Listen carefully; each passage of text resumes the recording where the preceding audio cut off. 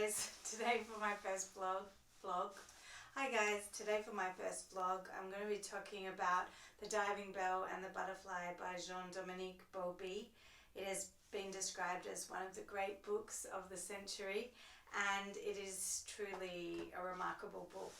You may have seen the film, but the book is actually a bit different, or the story is a little different. They changed it in the film. So it was written by a man who was the editor of French Elle magazine, and he suffered a massive stroke and was only able to move his left eye for the 2 years that he was alive, and he ended up transcribing this book, which he did using a system where the person who was recording it, writing it down for him, would go through the alphabet, so it's in French, so it was a different kind of order of the alphabet that he had to learn. So the most common letter came first, I think it was E, and then it would go through to the end of the alphabet with the least common letters at the end. So it might be like E and I, the most common letters at the beginning. So the person will go E, and then he would blink maybe once for yes and two for no, or something like that.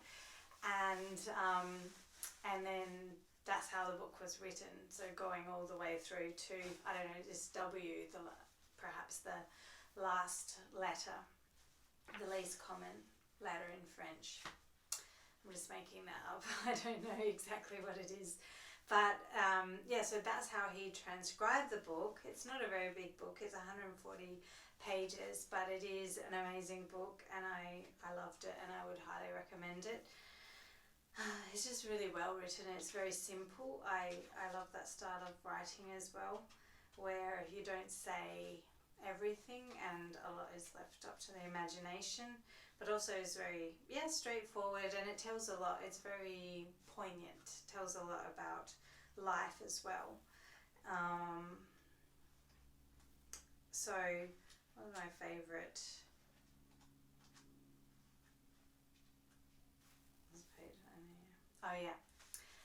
so people keep writing to him, and then he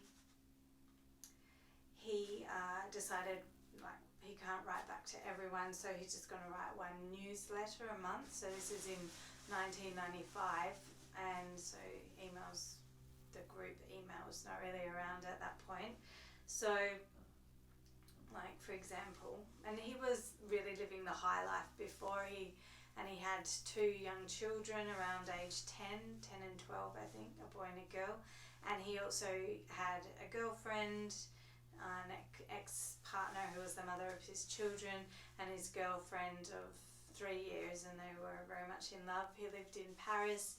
They had separate apartments, and he used to live outside of Paris, and with a pool and a tennis court, and apparently he liked, fast cars and good food, and he had the world at his fingertips, being the editor of Elle magazine in France. So here he says, he's talking about someone had told him that there were rumours about him in Paris. The gossipers were as greedy as vultures who have just discovered a disemboweled antelope. "Did you know that Bauby is now a total vegetable?" said one. "Yes, I heard, a complete vegetable," came the reply. The word vegetable must have tasted sweet on the know-it-all's tongue, for it came up several times between mouthfuls of Welsh rabbit.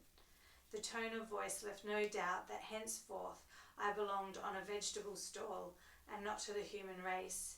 France was at peace. One couldn't shoot the bearers of bad news. Instead, I would have to rely on myself if I wanted to prove that my IQ was still higher than a turnip's. Thus was born a collective correspondence which keeps me in touch with those I love, and my hubris has had gratifying results. Apart from an irrecoverable few who maintain a stubborn silence. Everybody now understands that he can join me in my cocoon, even if sometimes the cocoon takes me into unexplored territory. I receive remarkable letters. They are opened for me, unfolded and spread out before my eyes, in a daily ritual that gives the arrival of the post the character of a hushed and holy ceremony. I carefully read each letter myself. Some of them are serious in tone, discussing the meaning of life, invoking the supremacy of the soul, the mystery of every existence.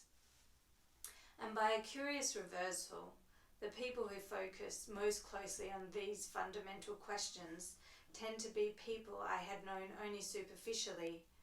Their small talk had masked hidden depths. Had I been blind and deaf, or does it take the glare of disaster to show a person's true nature? Other letters simply relate the small events that punctuate the passage of time. Roses picked at dusk, the laziness of a rainy Sunday, a child crying himself to sleep, capturing the moment. These small slices of life, these small gusts of happiness, move me more deeply than the rest. A couple of lines or 8 pages, a Middle Eastern stamp or a suburban postmark. I hoard all these letters like treasure. One day I hope to fasten them to end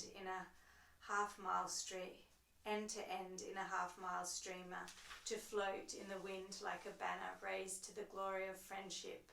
I will keep the vultures at bay.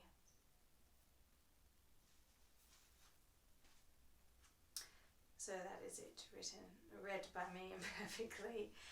And what I loved about this is, that you can find the deep conversation with the people that you're not actually were aware that they even thought that deeply. And I found that because I do write a blog as well. And when I started, I found that people started, when I met them in real life, that they started to talk to me about deep things as well. And I really love that because I crave deep conversation as well as funny conversation. And the other thing that I loved about this was how he said that the thing that he loved most in the letters was the small details. And I love that as well in my writing, as I strive to write, is the small details about a person's life, or the small details that I write in my journal and I post online on my Instagram or in one of my blog posts, seem to be something that touches people as well.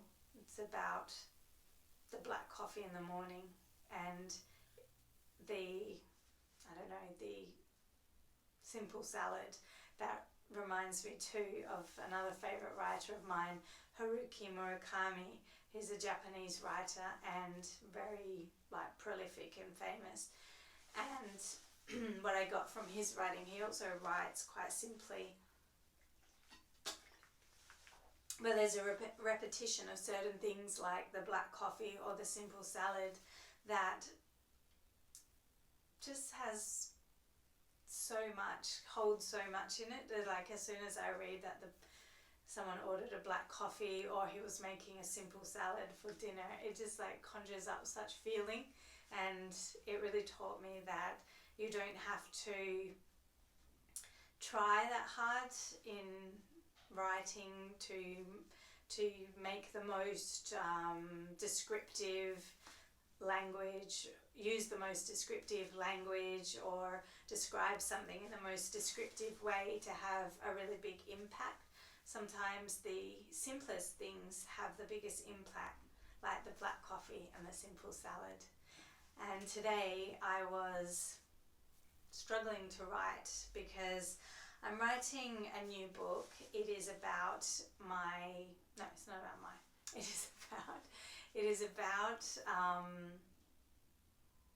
different love stories, and I want to enter it into a competition in a couple of months, perhaps, if I finish it by then. But I figure I can write 2,000 words a day normally. A morning, and say in 2 hours, I usually can write 2 to 3 hours I can write 2,000 words, and I want to get to 80,000 words, and I have 15,000 words. So in about 35 sessions or less, I can get to that 80,000 words, and from there I will go through and do the drafting, because that's really, I find the magic of writing is when you write the first draft, and I've learned to write that fairly quickly and not worry too much not to read over. That's just how I work. And then all the magic happens with the subconscious mind between the sessions, and then also when you go to do the second and more drafts, that's really when the story comes together, and it comes together quite easily if you don't bother too much about it at the beginning, or so I find. So yeah, this was my book, Wanderlust. That was the first novel that I wrote, and I published it on Amazon, and that book took 7 years to write, because I was really learning how to write there and about the process. I went back to uni at age 28 and I studied creative writing, and I learned a bit more about the process there. But really it came from writing my own book, which I started a novel, which I started doing 1 hour a day, and then ended up doing 2 or 3 hours a day, 4 times a week. So I was working part-time at the same time, and I basically set up my whole life to write this book. And then by the end I was so tired, but yeah, that's how I did it, and still learning and still writing and still getting there. So yeah, that's my story for today. Thanks for listening. Bye.